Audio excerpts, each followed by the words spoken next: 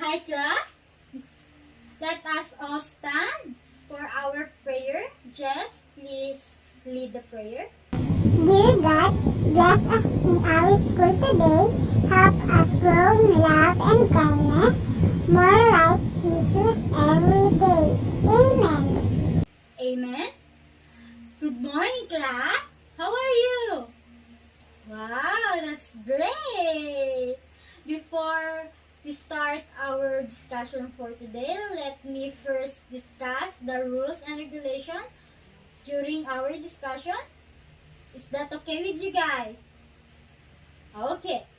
First, I want you to pick all the trash in front of you or beside you or under your table.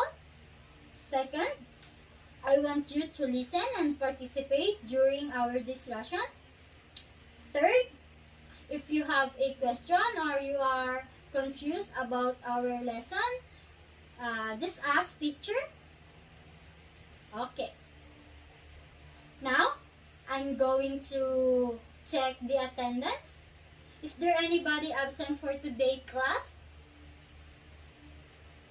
Wow!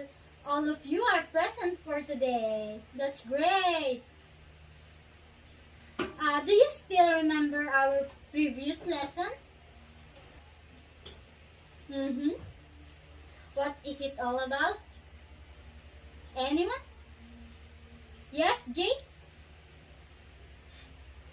Very good. It's all about the sharing ideas on the things that families do together. And what is the title of the story that we read? Anyone? Yes, Jessica? Correct. The Oops, It's My Turn. How about the author of the story? Yes, Maria? Correct. It's Dali Soriano. And what the story is all about? Yes, Nana? Very good. It's all about a father and a teenager. The teenager broke the ticket line and the father argued with her. Do you know what I have here? Yes, it's a book. What do you observe in the book or in the cover of the book? Alright. The book has a doe. Do you know what this doe is? No? No idea? A doe is female deer. Yes, deer. Now, do you think the deer is the main character of the story that I have in my hand? Okay. Now, let us read the story entitled Anton's Spider's Lesson by Leah and Bautista. Anton loved to play with spider. He wanted to catch one to play with his sister Erica. One Saturday morning, while Erica was playing in the garden, she saw a spider spinning its web. She stayed there until the spider finished its web. Erica was so amazed when she saw how the spider finished its web.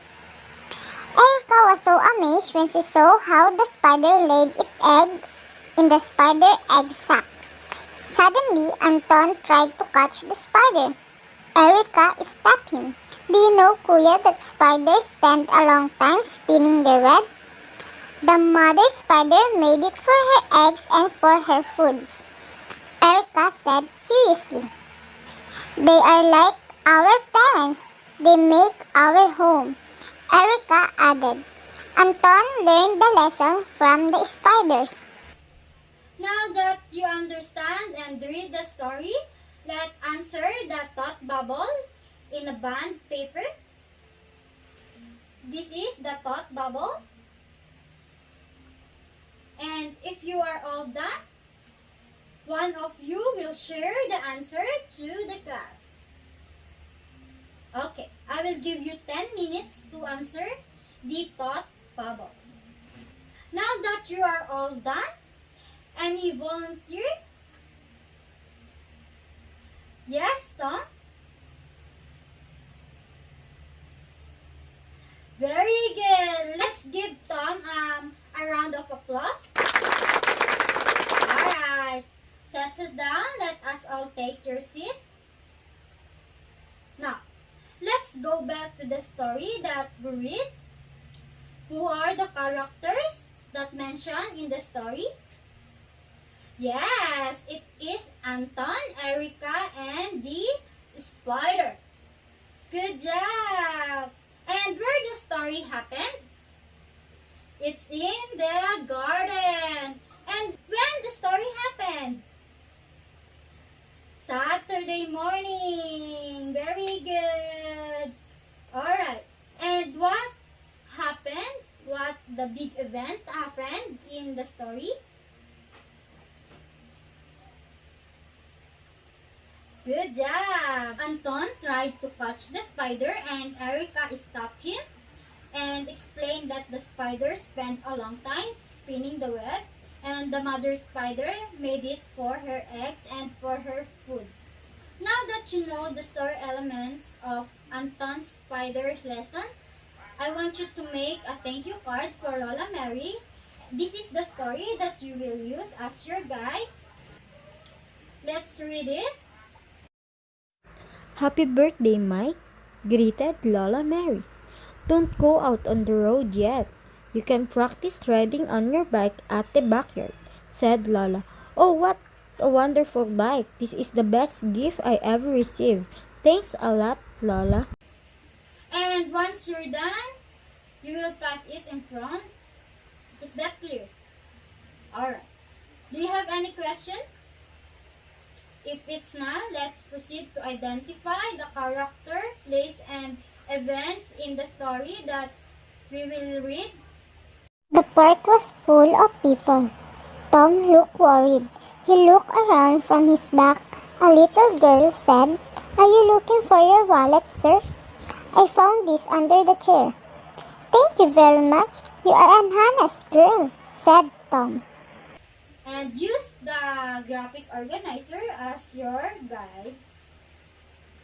And once all of you are done, you're going to share your answer in the class.